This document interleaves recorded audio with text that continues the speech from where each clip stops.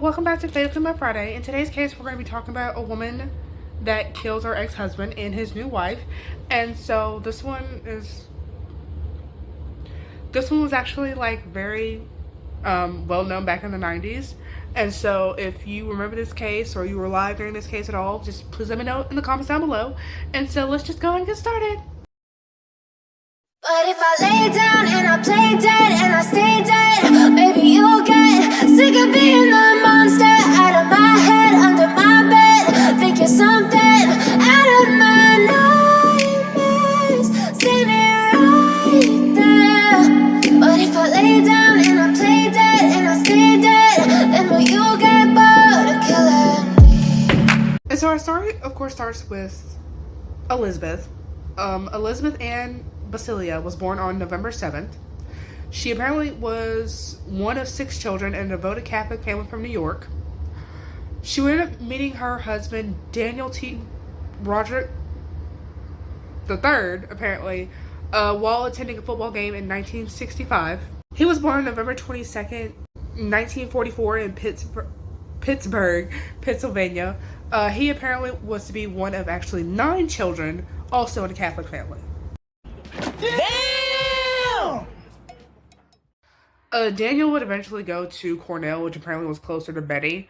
Betty was apparently attending Mount Vernon in the Bronx to pursue her degree in early childhood education. Betty and Dan would eventually get married on April 12th, 1969, and Betty would end up moving into his dorm room. And then it was even said that not even like 2 weeks after they'd been married, Betty already claimed that she wanted a divorce.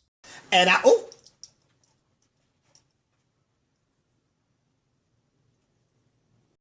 Betty, of course, does eventually end up getting a part-time job, and it's actually said that she shortly got pregnant afterwards. Unfortunately, the child is actually said to have died like a couple of days later. And so altogether, Betty apparently had like 9 kids. damn! But 4 of them, only 4 survived because 1 died from being premature, 2 died from miscarriage, and 2 apparently died from an abortion. And so the other 3, their names are Catherine, which goes by her middle name Lee, Daniel Broderick IV, and Rhett. Dan would eventually tell Betty that he didn't want to be a medical doctor anymore. He actually wanted to be a malpractice lawyer. Bruh. His reason for doing this was because apparently he was said that he was going to make more money behind it. And you would do it too for a check. And surprisingly, he actually ends up getting accepted into Harvard. Betty, of course, was still working her part-time job on top of raising her own kids and apparently babysitting other kids to help Dan get through. Once he graduated, Dan actually moved the family to La Jolla, which apparently is in California, and he would start working for a law firm in San Diego. He eventually would quit said law firm and eventually start his own. Betty, of course, started suspecting that something was actually going on, which unfortunately she was right about. Did you guess it? You was right. So Dan was actually having an affair with his secretary, Linda, who was only 21 at the time this happened. Linda was said to be born on June 26, 1961 in Salt Lake City, Utah. She apparently at one point was a former flight attendant, but apparently got fired due to inappropriate conduct with male passengers, allegedly. And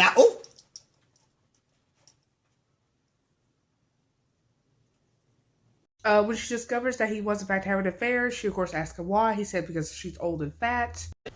Emotional damage. She, I guess, responds to this by putting his clothes on the barbecue and burning them.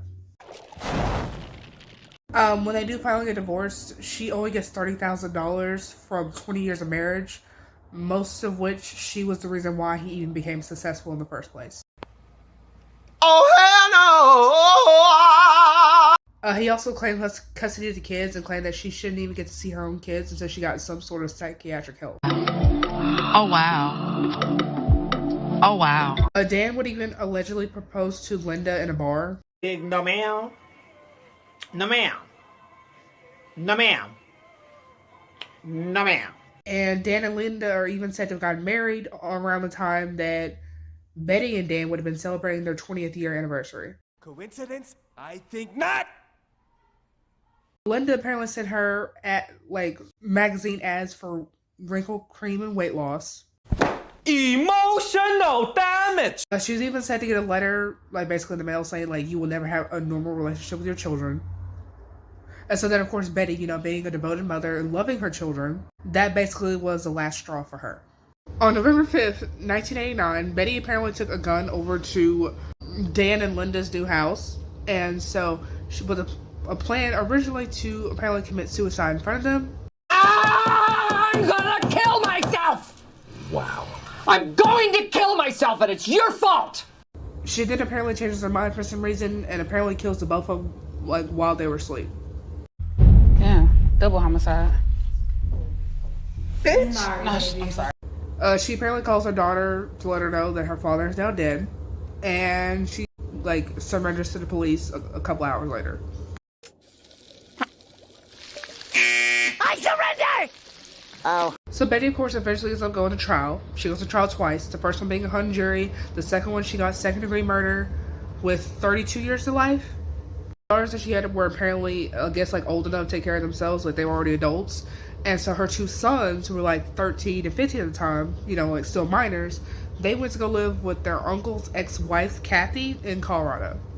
Betty, of course, was like eventually, remember how I said 32 to life, right? So she eventually was eligible for parole back in 2010, but she got denied due to like no remorse. Her daughter Kim was actually said to have written a book about the events like that went on in her family that were not known to the public. Monetization. And so then, of course, Betty surprisingly had a parole hearing again the following year. She gets denied again. 2017, she has another parole hearing. She gets denied again. And so her next parole hearing will not be until 2032, when she's at least like 84 years old, from what I read. And so Betty, of course, is like in her 70s now. And so it's said that Betty, of course, is suffering from health problems, and that her children are looking to try to get her release on like a compassionate release. And so for some reason, apparently like an ex of hers had wrote like love letters to her when she was in prison, and he apparently had put it in a storage unit but had failed to pay it off. And so that for some reason got put in the media, even though it really didn't need to be. Betty's 4 children as of right now are all still alive, and they're also split on like the decision that their mother made. I think like 2 of them support it and the other 2 don't. They all keep in contact with her, obviously, but they only visit her like on holidays. So yeah, that was the case of Betty Broderick, and I hope you guys learned something new today, and I will see you fatal females for the next one. But if I lay down and I play dead and I stay dead, baby,